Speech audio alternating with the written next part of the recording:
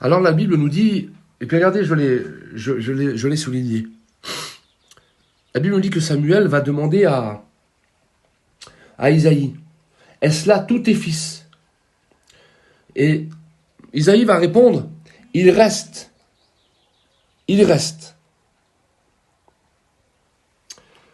encore le plus jeune, mais il fait paître les brebis.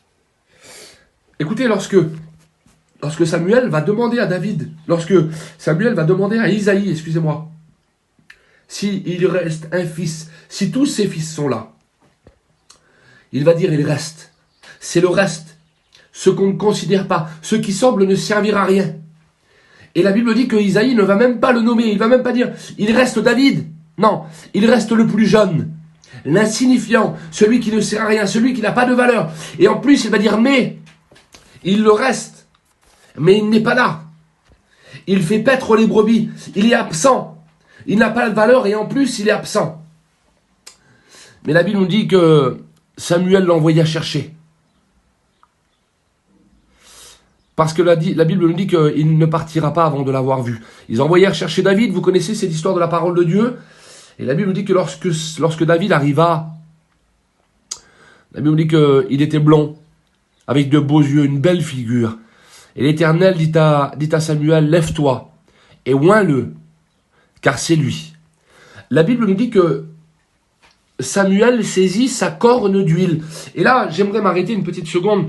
Il y a une différence entre l'onction que va recevoir à ce moment-là David, et l'onction qu'avait reçue Saül quelque temps avant.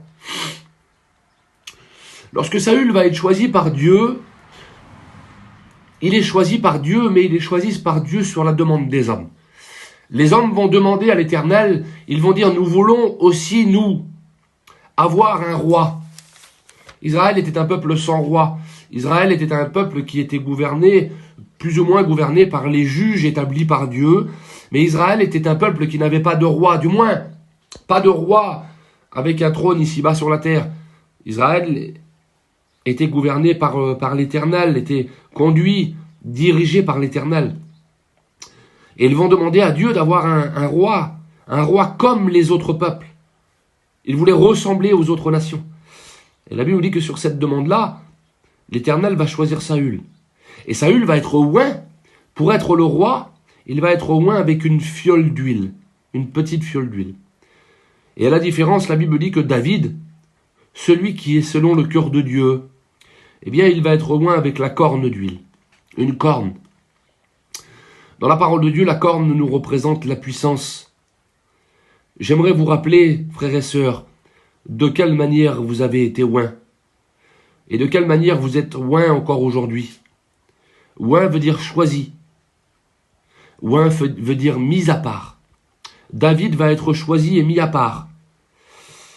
Nous avons été choisis et mis à part. Le Seigneur va dire de nous à son Père, Seigneur, je ne te demande pas de les enlever du monde, je te demande de les préserver. Nous sommes dans un sens mis à part du monde. Il va faire cette demande à Pierre lorsqu'il va rentrer dans la barque. Éloigne-toi un peu de terre, mets-toi à part, mets-toi à l'écart, parce que nous sommes choisis. Frères et sœurs, nous avons été oints, choisis par Dieu, en travers le Saint-Esprit. C'est le Saint-Esprit qui nous oint, et c'est le Saint-Esprit qui nous donne la puissance, qui nous donne la force d'avancer. David a été oint de la corne, avec la corne, a été oint d'huile. Il reçoit à ce moment-là un revêtement de puissance. Lorsque Jésus va faire la promesse à ses enfants, avant d'être enlevé, il va dire, vous recevrez une puissance. Le Saint-Esprit viendra sur vous dans les actes des apôtres, nous le voyons. Ils reçoivent le baptême de l'Esprit. J'aimerais vous dire que de parler en langue, c'est simplement une manifestation de ce qui est dans nos cœurs.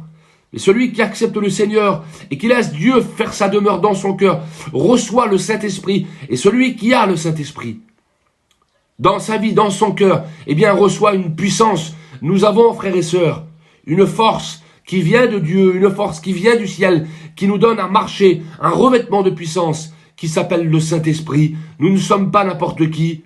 Nous ne faisons pas que le chanter. Un chrétien, ce n'est pas n'importe qui.